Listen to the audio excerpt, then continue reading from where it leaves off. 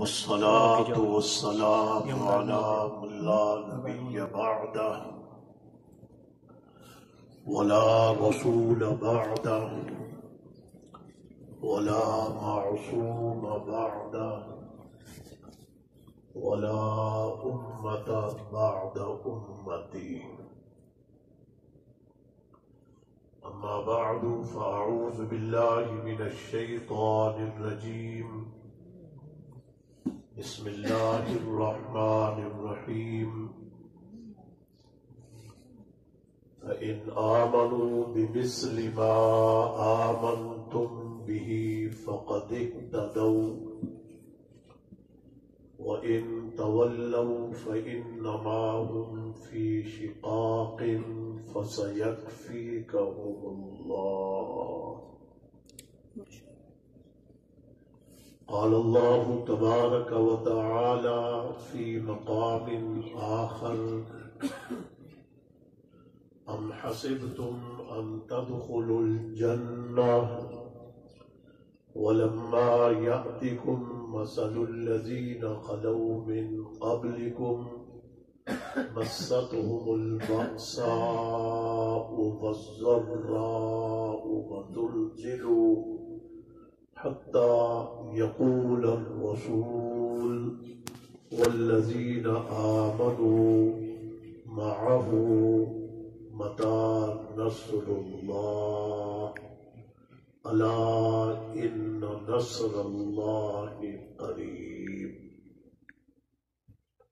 قال الله تبارك وتعالى في مقام آخر: إذا جاء نصر الله والفتح ورأيت الناس يدخلون في دين الله أفواجا. قال النبي صلى الله تعالى عليه وسلم: أصحابي كالنجوم فبأيهم اقتديتم اهتديتم. صدق الله وصدق رسوله النبي الأمي الكريم. محبت کے ساتھ سب حضرات ایک مرتبہ درود شریف پڑھیں.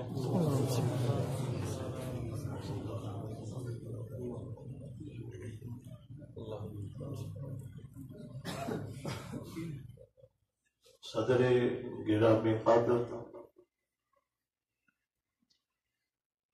حضرت مولانا قاری حبیب الرحمان صاحب،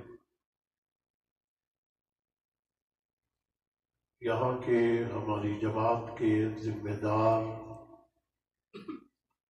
انتہائی قابل احترام حضرت مولانا قاری محمد عبداللہ صاحب، میرے سامنے تشریف فرما بہت سارے علماء کرام، قراء حضرات ہمارے ساتھ، ہماری جماعت کے ساتھ اپنے ملک سے دور ہونے کے باوجود محبت کرنے والے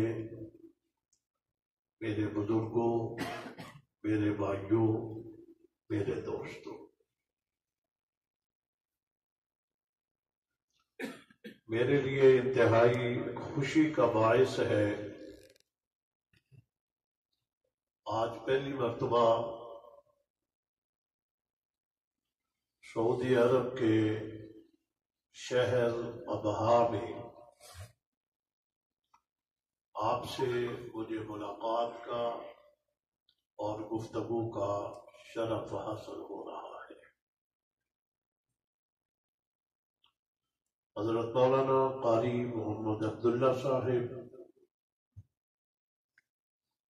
مدینہ منورہ میں تشریف لے گئے تھے، وہاں ملاقات ہوئی تھی،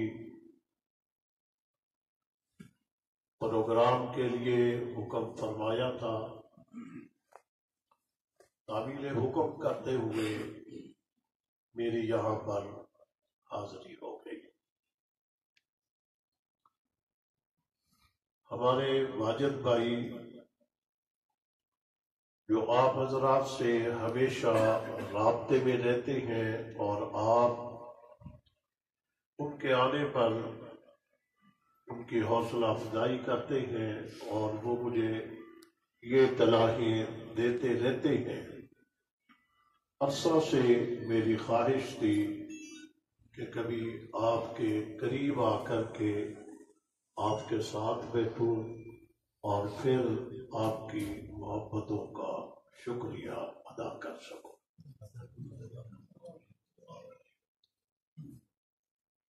مجھے انتہائی خوشی ہوئی، میں ابھی بھی یوں محسوس کر رہا ہوں جیسے پاکستان کے کسی شہر میں بیٹھا ہوں۔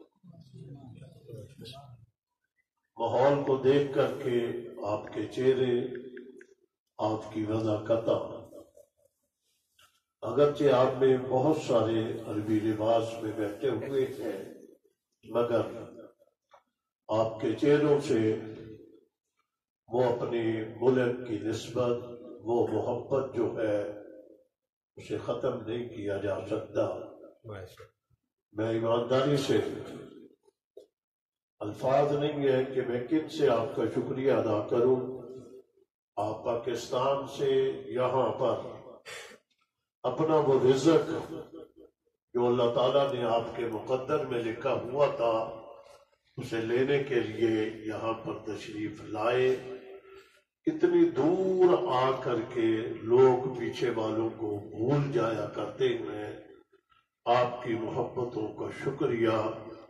دور دراز کا سفر کرنے کے باوجود آپ اپنی جماعت کو، اپنے مشن کو، اپنے کاز کو، اپنے شہداء کو، اپنے اسیروں کو کبھی نہیں بھولے۔ اللہ تعالیٰ آپ کو جزائے خیر عطا فرمائے۔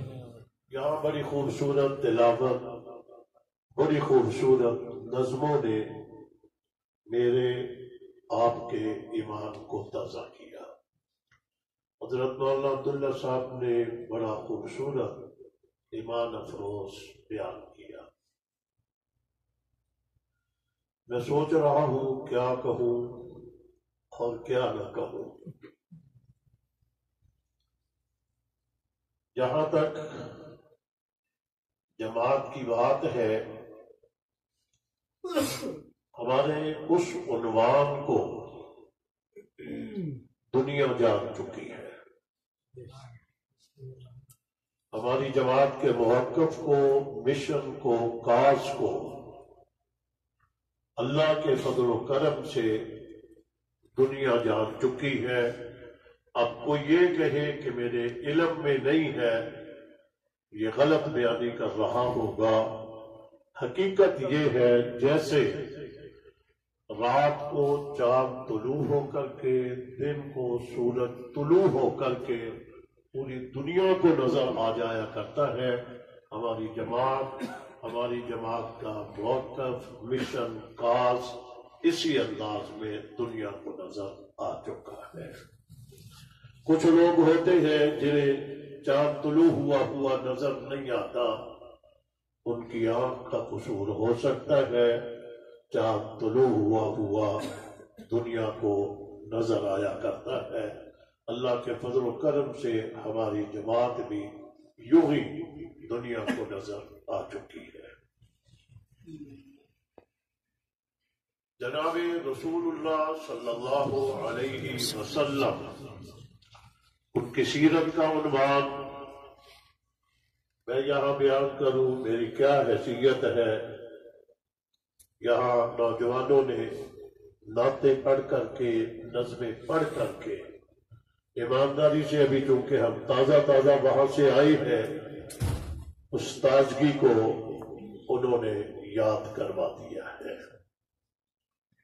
اور یہاں آ کر کے میں کبھی بھی، مجھے کہیں بیان کا موقع ملے، ضرورت نہیں پڑتی کتابوں کے حوالے دینے کی، ضرورت نہیں پڑتی اکابر کے حوالے دینے کی، یہ ملک، اس ملک کے شہر، اس ملک کی زمین جو ہے، یہ وہ ہے جس کے اوپر کبھی اللہ کے نبی چلا کرتے تھے، اور جب وہ چلا کرتے تھے تو حضرات صحابہ کرام دائیں بائیں آگے پیچھے نبی کے ساتھ ہوا کرتے تھے۔ میں کہا کرتا ہوں جیسے ایمان کی حالت میں نبی کو دیکھنے والا صحابی کہلوایا کرتا ہے، مکہ مکرمہ مدینہ منورہ کے پہاڑ جو ہے جن کے نیچے سے رسول اللہ گزرتے ہوں گے صلی اللہ علیہ وسلم، تو وہ پہاڑوں کی نظریں بھی نبی پر پڑتی ہوگی اور نبی کی نظریں پہاڑوں کے اوپر پڑتی ہوگی۔ میں کہا کرتا ہوں یہ پہاڑ بھی صحابی ہے۔ اور اگلا جملہ تو انتہا ہو گئی، احد کے میدان میں پہاڑ کو دیکھ کر کے، وہ بھی ایک پہاڑ ہی ہے جسے دیکھ کر کے اللہ کے نبی نے یوں فرما دیا، یہ پہاڑ مجھ سے محبت کرتا ہے، میں اس سے محبت کرتا ہوں۔ ایمانداری سے حد ہو گئی، انسان انسان ہے، محبت کا جذبہ اس میں بھی بڑا ہوتا ہے، لیکن نبی کی ذات کو دیکھیے، پہاڑ بھی اس سے محبت کرتا ہے۔ جس پہاڑ نے نبی سے محبت کی ہے، نبی بھی اس سے پھر محبت کرتا ہے۔ جو نبی کے ماننے والے ہیں، اگر اس نبی نے پہاڑ سے محبت کی ہے، نبی کے ماننے والے اس پہاڑ سے بھی محبت کا اظہار کرتے ہیں۔ جب پہاڑ سے محبت کا اظہار کرتے ہیں تو جس نبی نے صحابہ کرام سے محبت کا اظہار کیا ہو، یہ کیسے ہو سکتا ہے ماننے والے نبی کے ہو اور صحابہ سے محبت نہ کر سکے؟ آپ ذرا تصورات کی دنیا میں گم ہو جائیں۔ میں سوچتا ہوں یہاں آ کر ایمانداری سے تصور ہوتا ہے میرا، صفہ پہ بیٹھتے ہیں، تصور ہوتا ہے یہاں کبھی رسول اللہ تشریف فرما ہو صلی اللہ علیہ وسلم۔ آدمی سوچتا ہے کیفیت تاری ہوتی ہے، کیسے بیٹھے ہوتے ہوں گے، کیا حالت ہوتی ہوگی۔ اور پھر کہا گیا نا کہ نبی اگر چاند ہے تو ستارے ہیں صحابہ۔ جب وہ تشریف فرما ہوتے ہوں گے، وہ ستارے بھی تو جگمگاتے ہوئے اس کے ارد گرد جب بیٹھے ہوتے ہوں گے، اس حالت کی اور کیفیت کی حالت کیا ہوتی ہوگی۔ ایمانداری سے ہمارے ہاں کوئی آدمی مکہ مکرمہ مدینہ منورہ میں حج کے ارادے سے، عمرے کے ارادے سے آتا ہے، 10 دن 15 دن 20 دن گزار کر جب واپس جاتا ہے نا، کئی لوگ ہاتھوں کو بوسہ دیتے ہیں، کئی لوگ پیشانی پہ بوسہ دیتے ہیں۔ کیا بات ہے، بوسے کیوں دے رہے ہو؟ کہتے ہیں یہ مدینے سے ہو کر آیا ہے۔ کتنے پردوں کے اندر سے اس نے زیارت کی ہے، آپ کے سامنے ہے، جالیے پردہ ہے، اندر کی دیوار ہے، پھر اندر ایک اور دیوار ہے، پھر قبر مبارک ہے۔ جو اتنے پردوں سے زیارت کر کے گیا، اس کے ہاتھ کو لوگ بوسہ دیتے ہیں، پیشانی کو بوسہ دیتے ہیں۔ یارو صحابہ کرام کی عظمت کا اندازہ کون کر سکتا ہے؟ انہوں نے نبی کو پردوں میں نہیں دیکھا، انہوں نے رسول اللہ کو یوں بیٹھے ہوئے دیکھا تھا۔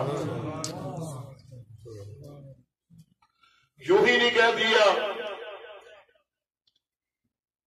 شیخ عبد القادر جیلانی محبوب سبحانی قطب ربانی نے، انہوں نے جملہ بولا، عبد القادر جیلانی کی ساری زندگی کی عبادت، ریاضت، تلاوت ایک طرف، اور بلال حبشی کی وہ نظر جس نظر کے ساتھ اس نے رسول اللہ کو دیکھا تھا، میری زندگی کی عبادت اس کا مقابلہ نہیں کر سکتی۔ تو پھر تصورات کی دنیا میں پھر ہم گم ہوتے ہیں کہ وہ کیا کیفیتیں ہوتی ہوں گی جب رسول اللہ صلی اللہ علیہ وسلم تشریف فرما ہوتے ہوں گے اور صحابہ کی نظریں حضور پہ، حضور کی نظریں صحابہ پہ، کیا انداز ہوتا ہوگا۔ اور میں اگر تھوڑا سا اور بھی آگے بڑھوں، یوں بیٹھنے کا انداز ہوگا، رسول اللہ صلی اللہ علیہ وسلم تشریف فرما ہوں گے، کچھ صحابہ ادھر بیٹھے ہوں گے، کچھ ادھر بیٹھے ہوں گے، کچھ یوں قریب بیٹھے ہوں گے، کچھ تھوڑا سا پیچھے بیٹھے ہوں گے، بیٹھے اسی مجلس میں ہوں گے، حضور کی نظر ان پہ، ان کی نظر نبی پہ، لاکھوں کروڑوں اربوں خربوں سلام پیش کرتے ہیں صدیق اکبر کو، جس نے دور بیٹھ کر کے نہیں، گود میں رکھ کر کے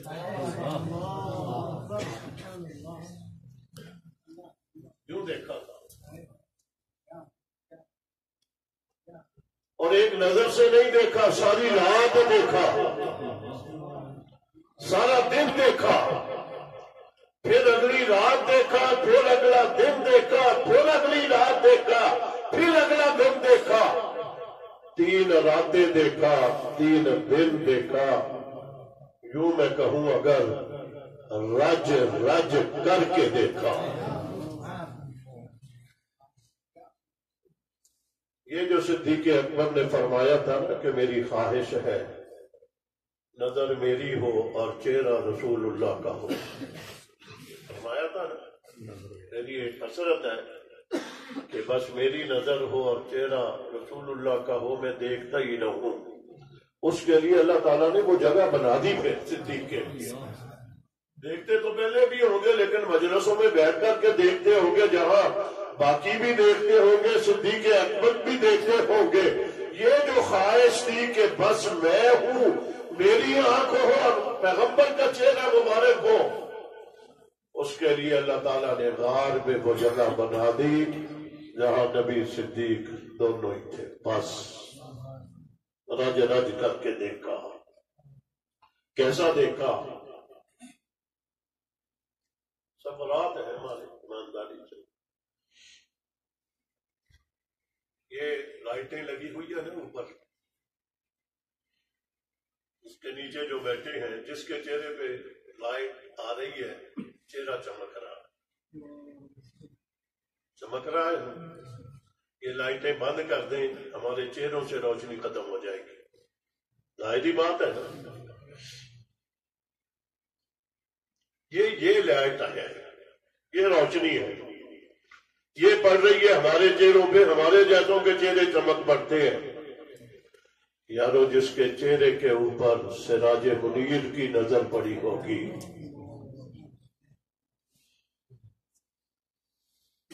اس کا رنگ بدلنا تھا یا نہیں بدلنا تھا؟ 3 راتیں اور 3 دن نبی نے اپنے رنگ میں صدیق کو ایسا رنگ دیا کہ 3 دنوں کے بعد نکلے، جب نکل کر کے جب مدینہ منورہ میں پہنچے تو مدینے والوں کو پتہ نہیں چلتا تھا نبی کون ہے، صدیق کون ہے۔ رنگ جو دیا تھا، اپنے رنگ میں رنگ دیا تھا۔ میں نے ابھی مدینہ منورہ میں تھے، وہاں بیٹھے ہوئے باب السلام کے سامنے دوستوں میں یہ جملہ بولا، ہدایت اللہ کے اختیار میں ہے، وہ ہمارے اختیار میں نہیں۔ جہنم میں بھی کچھ لوگوں نے جانا ہے، اللہ نے اسے بھی بھرنا ہے۔ اللہ ہمیں جنت میں لے جائے، لے جائیں گے انشاءاللہ، لے جائیں گے۔ میں نے جو حدیث مبارکہ پڑھی ہے نا، اصحابی کالنجوم فبأیہ مقتدیتم اہتدیتم، حکیم الاسلام حضرت مولانا قاری محمد طیب صاحب رحمت اللہ تعالی علیہ نے اس حدیث مبارکہ کے اوپر ایک کتابچہ ہے ان کا، اس کا نام ہے نجوم ہدایت۔ میں نے طالب علمی کے دور میں پڑھا ہوا ہے، اس اس وقت میرے ہاتھ میں آ جاتا. اس کے مقدمے میں حضرت قاری صاحب نے یہ لکھا ہے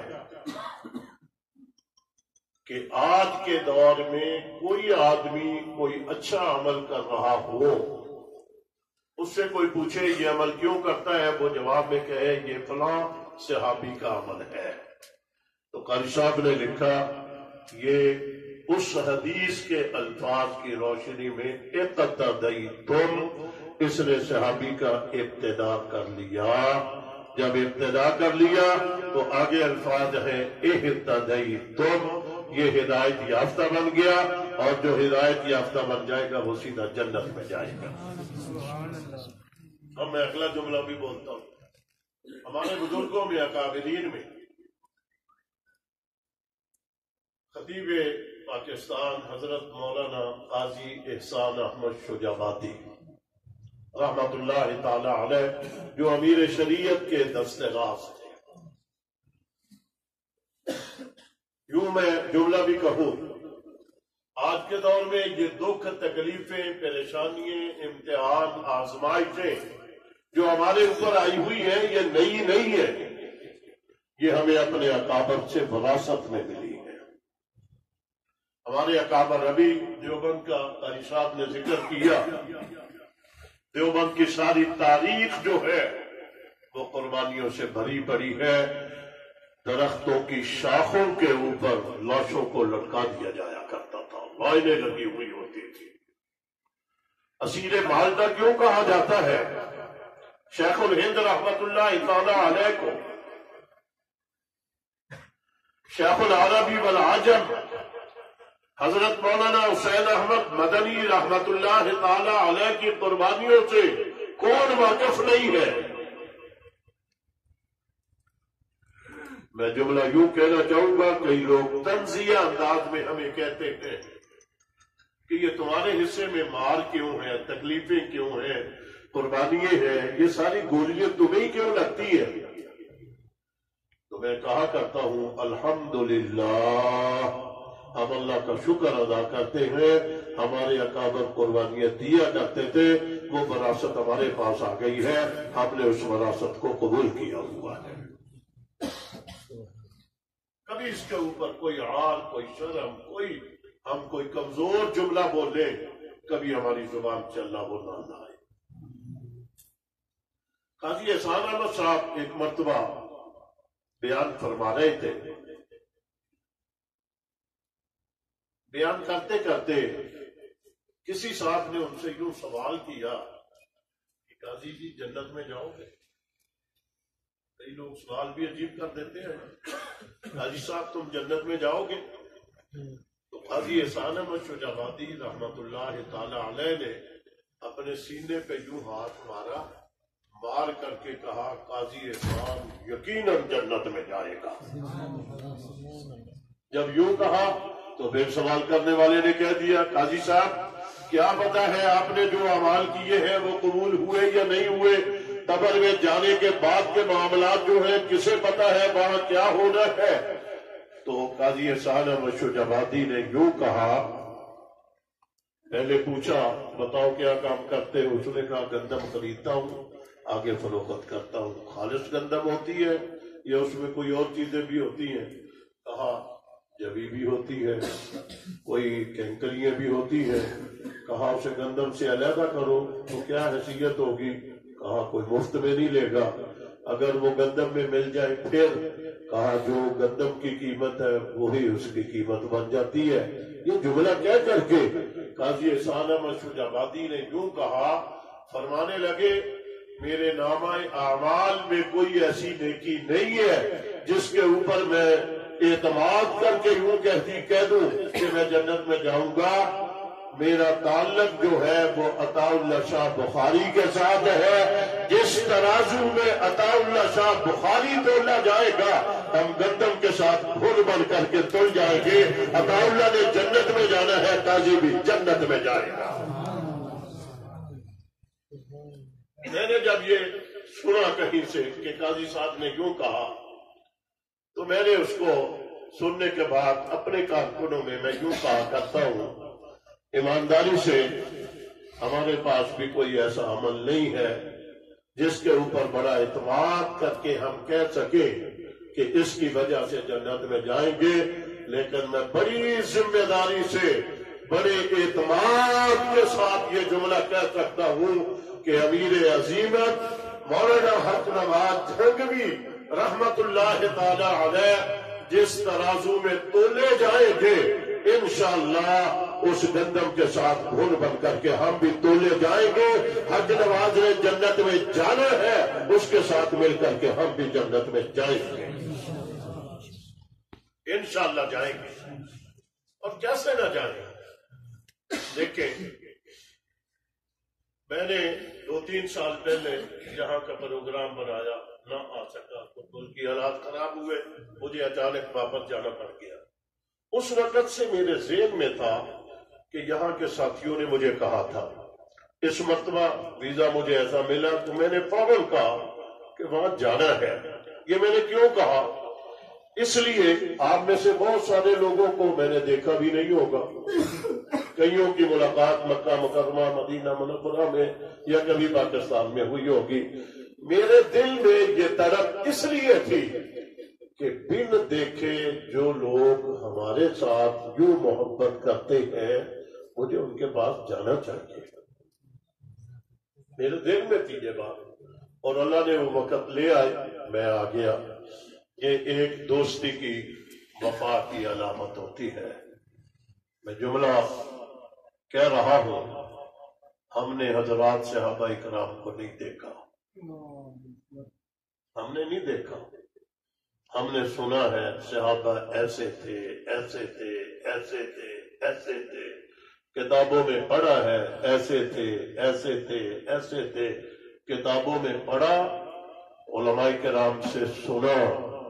یارو بن دیکھے سن کر کے پڑھ کر کے حق نواز و اظہار و مختار، ضیاء الرحمان، اعظم طارق، علی شیر حیدری، عبد الغفور ندیم، شعیب ندیم، شمس الرحمان، 10,000 کارکنوں نے جامع شہادت روز کر لیا، بن دیکھے جن صحابہ کرام کے اوپر یہ قربان ہو گئے، وہ صحابہ کرام ہمیں چھوڑ دیں گے؟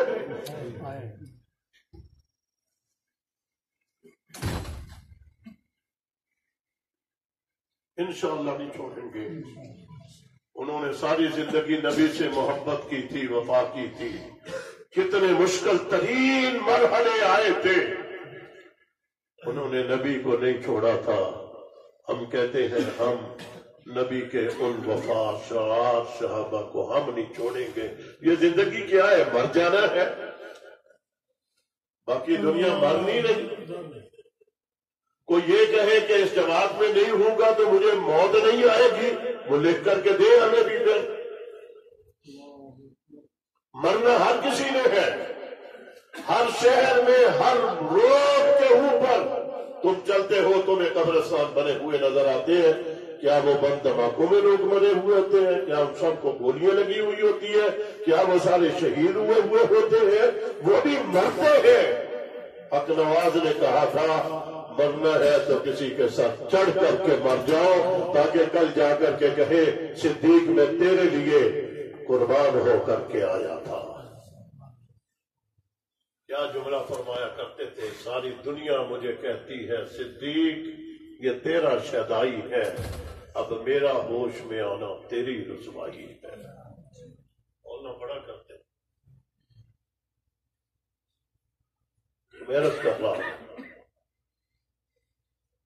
اس عنوان پہ فضائل بیان کریں، پوری رات ساری زندگی کرتے رہیں، صحابہ کے بیان ختم نہیں ہو سکتے، ان کی بات کبھی ختم نہیں ہو سکتی۔ میں آپ کے سامنے اس عنوان پہ بات کچھ لانا چاہوں گا۔ جماعت بنی، قربانیوں کا آغاز ہو گیا، اسی وقت سے مار پڑنی شروع ہوئی، مار پڑ رہی ہے، اور آنے والے وقت میں پتہ نہیں اور کتنی پڑنی ہے۔ مبارکباد کے مستحق ہیں ہماری جماعت کے کارکن، ذمہ داران، قائدین، جنہوں نے جانوں پہ کھیل کر کے بیویوں کو بیوہ، بچوں کو یتیم کروایا، اپنے جسموں کو گولیوں سے چھلنی کروایا، بموں کے دھماکوں میں جسموں کے چیتڑے اڑ گئے، لیکن نہ جماعت چھوڑی، نہ مشن چھوڑا، نہ کام چھوڑا۔ میں بڑی ذمہ داری سے، میرے ساتھ پچھلے دنوں لاہور میں تھا، دو نوجوان میرے سامنے بیٹھے تھے، پکڑے گئے، کئی مہینوں کے بعد آئے، وہ اپنی داستان مجھے سنا رہے ہیں کہ ہمارے ساتھ وہاں کیا ہوا۔ ایمانداری سے میں بڑے ضبط کے باوجود میری آنکھوں سے آنسو بہ رہے تھے جب وہ کر رہے تھے کہ ہمارے ساتھ یہ ہوا، یہ ہوا، یہ ہوا۔ قبریں بنی ہوئی ہیں، قبروں میں ڈال دیا، اوپر سے کوئی ایسا آکسیجن ڈالا، کہتے ہیں بس یوں لگتا تھا کہ ابھی مر گئے، ابھی جان نکل جائے گی، ابھی ختم ہو جائیں گے۔ جب اس مقام پہ پہنچ جاتے پھر نکالتے، نکال کر کے باہر پھر پھینک دیتے، پھر ہمیں ایسا ایسا ہوش آنا شروع ہو جاتا۔ جب ہم صحیح حالت میں ہوتے پھر اٹھاتے، پھر ان قبروں میں لا کر کے یہ کرتے تھے۔ جو تشدد کے واقعات سنائے تو میں سنتا رہا، سنتے سنتے سنتے ایمانداری سے میں نے ان سے پوچھا، یہ بتاؤ اب بھی تم ہمارے ساتھ ہو؟ سوال کیا، اب بھی ہمارے ساتھ ہو؟ انہوں نے کہا مولانا صاحب الحمدللہ آپ کے ساتھ تھے، ساتھ ہیں، مرتے دم تک اس جماعت کے ساتھ رہیں گے۔ ایک نوجوان جیل سے نکلا ابھی پچھلے دور میں نکلا، جب گیٹ کے سے باہر نکلا نا، کچھ اداروں کے لوگ کھڑے تھے، پوچھا یہ بتاؤ پھر اس جماعت میں جاؤ گے؟ تو اس نے بول کر کے یہ لفظ کہا، اس نے کہا کہ میں اہل سنت والجماعت لاہور کے فلاں یونٹ کا حاضر سروس صدر ہوں۔ یہ لفظ تھا اس کا، حاضر سروس صدر ہوں، جب تک زندہ ہوں میں اس کے اوپر دائم رہوں گا، میرا تعلق مولانا دیہانوی کے ساتھ ہے، زندگی بھر اس کے ساتھ ہی رہوں گا۔ یہ دوسرے ساتھی نے مجھے فون کے اوپر بتایا کہ یہ قاری صاحب نے یہ الفاظ کہے۔ اس طرح کے ایمان افروز واقعات میں آپ کو سناؤں، وہ بھی ہزاروں ہیں۔ آپ نے صحابہ کرام کی تاریخ پڑھی ہوئی ہے، واقعات سنے ہوئے ہیں۔ ہم نے حضرت مولانا محمد اعظم طارق رحمت اللہ تعالی علیہ متعدد مرتبہ جیلوں میں گئے، زندگی کا بیشتر حصہ ان کا جیلوں میں گزرا۔ ایک مرتبہ گرفتار تھے تو ہم نے رہائی کے لیے لاہور سے احتجاج کا طریقہ یہ اپنایا تھا کہ روزانہ 5 نوجوانوں کو گرفتار کروایا کرتے تھے، خود ہم پیش کرتے تھے، ہم میں سے کئی لوگوں کو علم میں ہوگا۔ ایک دن ایسا آیا، ہم نے ترتیب بنائی ہوئی تھی اضلاع کی طرف سے کہ ترتیب توڑنی نہیں ہے کہ پہلے یہ ضلع ہوگا، پھر یہ ہوگا، پھر یہ ہوگا۔ نوجوان آیا، اس نے کہا کہ آج میں نے گرفتاری دے دی ہے۔ اس نے کہا آپ کا تو نمبر نہیں ہے۔ اس نے کہا میں نے بغیر نمبر کے دینی ہے۔ ہم نے کہا ہمارا نظم ہے۔ اس نے کہا میں نے بغیر نظم کے دینی ہے۔ میں نے کہا نہیں، یوں نہیں ہوگا، آپ اپنا نام لکھوائیں، دلوائیں گے گرفتاری، لیکن آج آپ کا نمبر نہیں ہے۔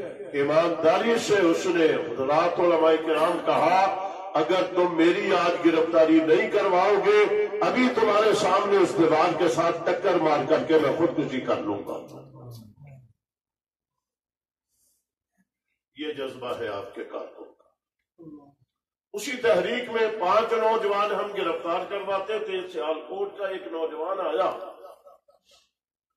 اس نے اپنے 2 بیٹے، ایک غالباً 4 سال کا، ایک 2 سال کا، گود میں اٹھائے ہوئے، کہتا ہے یہ دونوں میرے ساتھ گرفتاری دیں گے، ہم 3 ہیں، گنتی میں ہم تینوں کو ڈالو ظالم۔